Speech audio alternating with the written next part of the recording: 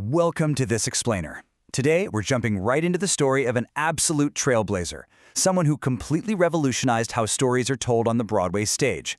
We're talking about the incredible Otto Harbach. If you love modern theater, well, you literally have this man to thank for making it what it is today. Let's kick things off with a massive question. If you know anything about theater, you know the legendary Oscar Hammerstein II, right? But who mentored him? Who actually sat down and taught the great Oscar Hammerstein II how to write a musical? Well, the answer is the very man we're looking at today, Otto Harbach. But to really grasp Harbach's genius, we first have to understand the chaotic world he walked into. Picture Broadway in the early 1900s. Musicals back then, they weren't exactly telling compelling stories. Visually, the stage blocking was kind of a mess. It was just a collection of random visual gags, disjointed scenes, and loosely connected songs.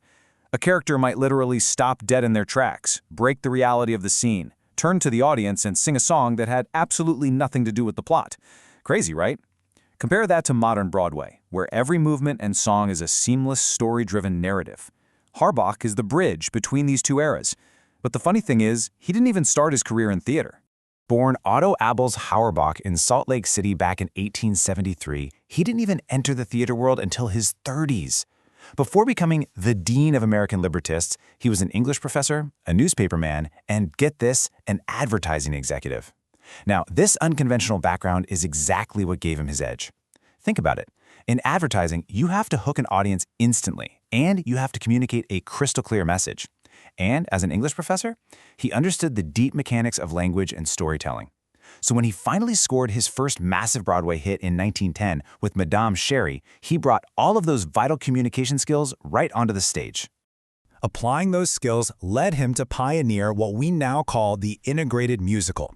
Let's break this down really quickly. An integrated musical is a theatrical work where the book, meaning the spoken script, the lyrics, and the music are a natural part of the action, all serving one cohesive story.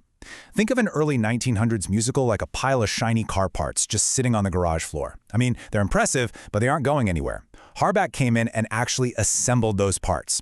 He made the script the engine, the music the wheels, and the lyrics the steering wheel, all working together to drive the narrative forward. Instead of a random vaudeville dance, Harbach would craft a scene where a character's dialogue naturally elevated into a soaring melody just because speaking wasn't enough to convey their emotion anymore. To build this cohesive machine, Harbach created a pretty strict methodology. He set 3 foundational rules that completely cured the bad storytelling of his era. And honestly, modern writers still borrow these today. First, put more sense into the book. The story actually has to matter. Second, provide logical motivation for vocals. You can't just have an actor sing for absolutely no reason. The emotional stakes of the scene must demand a song. And third, make the music a natural part of the action. The song shouldn't pause the story. The song is the story. These 3 steps literally became the blueprint for the modern musical. Now, the crucial thing to remember here is that these weren't just lofty theories, they were highly practical tools that fueled a massive, and I mean massive, creative output.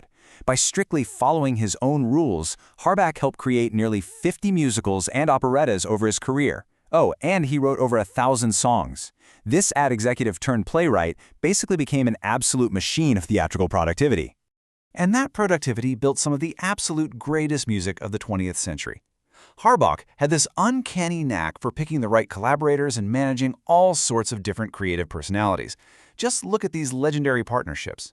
With Karl Hoschna on Madame Sherry, he gave us the earworm, "Cuddle Up a Little Closer, Lovey Mine." With Rudolf Friml on Rosemarie, he wrote the romantic standard Indian Love Call. And with the legendary Jerome Kern on The Cat and the Fiddle, he penned the lyrics for the haunting, unforgettable classic, "Smoke Gets in Your Eyes." By ensuring his collaborators stuck to his strict narrative rules, he transformed catchy tunes into enduring standard songs that lived on for decades. But, as amazing as those songs are, perhaps his most vital contribution to Broadway wasn't a song at all. It was the protege. Early in his career, Harbach was paired up with a young, highly inexperienced writer named Oscar Hammerstein II. Now, there was a 22-year age gap between the two of them, and in a lot of industries, the older, established veteran might treat the younger guy as, just an assistant. But not Harbach. He treated Hammerstein as an absolute equal and a true writing partner. This equal partnership became an absolute masterclass in stagecraft. Their daily collaborative routine, sitting in a room together, passing lyrics back and forth, and rigorously testing every single line against the plot, led to 10 Broadway hits together. We're talking massive successes, like Sunny and the Desert Song.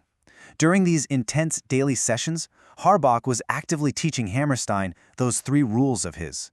He transferred his specific writing habits, showing Hammerstein exactly how to blend the book, the lyrics, and the music into one unified force, and Hammerstein absorbed this philosophy completely.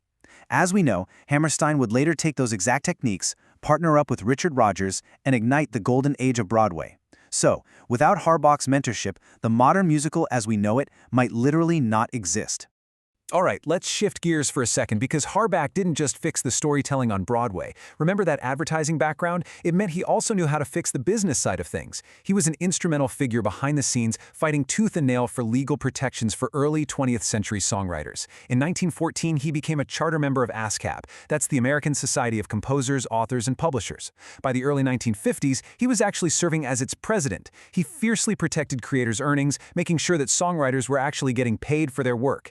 He helped establish Broadway not just as a beautiful art form, but as a financially sustainable business model for the artists actually creating it. When we trace the culmination of his life, we see a legacy that spans both the creative and the highly practical.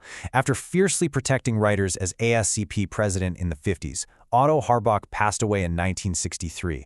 He left behind a legacy of storytelling that paved the way for every single musical we love today. So it's really no surprise that he was later inducted into the Songwriters Hall of Fame. He truly is the unsung hero, the essential architect who built the golden age of Broadway completely from the ground up.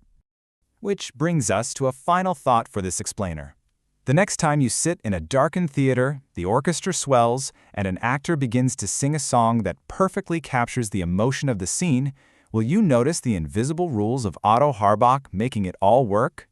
Because once you know what he built, you can see his fingerprints on every cohesive, story-driven musical on stage today. Thanks for joining me. Keep looking for the structure behind the stories, and never stop learning.